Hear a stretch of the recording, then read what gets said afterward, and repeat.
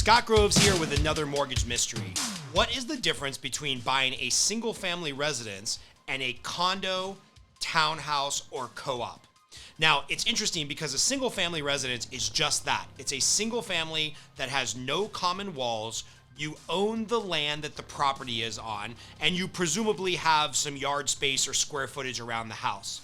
A condo or a townhouse, or sometimes called a co-op, which is a little bit different than a condo and a townhouse, is classified by the fact that you have shared walls, shared community space, and usually you'll have people to the side, above, or below you. Now, financing a condo or a townhouse is interesting due to the fact that there's some extra layers of risk as far as the lender is concerned with you purchasing the property.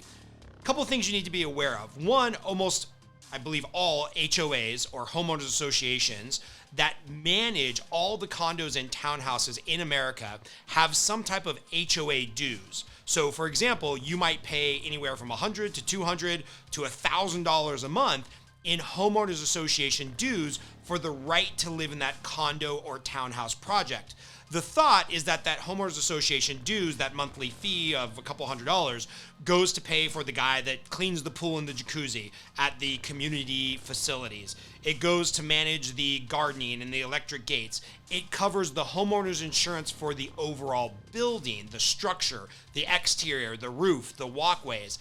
And those homeowners association dues need to be calculated by the lender in what's called your debt to income ratio. So your debt to income ratio, we did a video on that, we'll put it up as a link here, is simply all the debt that you have compared to your income. And if, for example, you have a $250 HOA due that is required of anybody living in that condo or townhouse project, the lender has to take that into consideration in order to work out all the numbers as to what you can afford and what type of loan and house you can qualify for. Now, the interesting thing is, in many of the areas we serve, like Los Angeles, Miami, San Diego, Austin, Texas, the homeowners association dues can be fairly expensive because the insurance costs in those areas are expensive. The manpower that goes towards maintaining the overall building structure and the common areas can be expensive. And for every $500 of homeowners association dues that you're paying, that reduces your purchasing power by about $100,000. So let's say, for example, you qualified for a $600,000 single family residence, right? Your lender, you got pre-approved. They said, hey, you can qualify for a $600,000 home. Well, if you have a $500 HOA due, you might only qualify for a $500,000 home.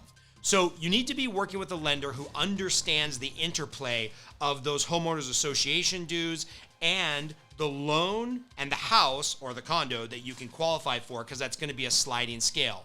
Now, again, there is some additional risk when you're buying a condo. The lender now has to evaluate two things.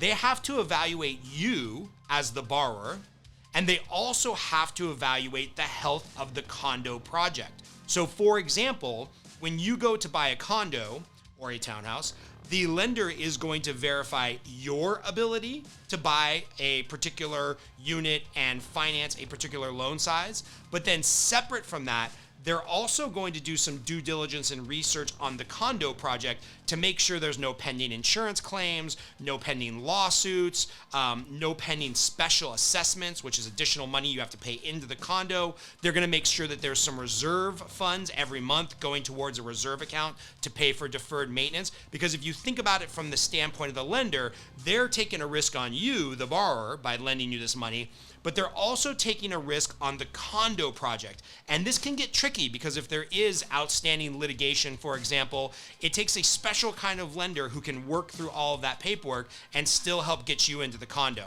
So if you're thinking about buying a condo or a townhouse, our team would love to talk to you, help you get pre-approved. We're licensed in about 12 different states across the nation. If for some reason you're buying a condo or a townhouse in an area where we're not licensed, we can refer you to a great lender who's local and can help you out. But there is quite a few nuances when you're thinking about buying something that's in a shared space like a condo or townhouse, let us help you out. Leave a comment below, shoot us a email, get on our calendar. All the links to get in touch with us are below. And if there's a video you'd like to see on condos or the intricacies of buying a condo, just leave a comment and we'll try to get that video up within 24 hours. Scott Groves with Mortgage Mysteries. Thanks for watching. Be sure to click the like button, subscribe, do all those things that tells the algorithm that this video is worthwhile and worth your time.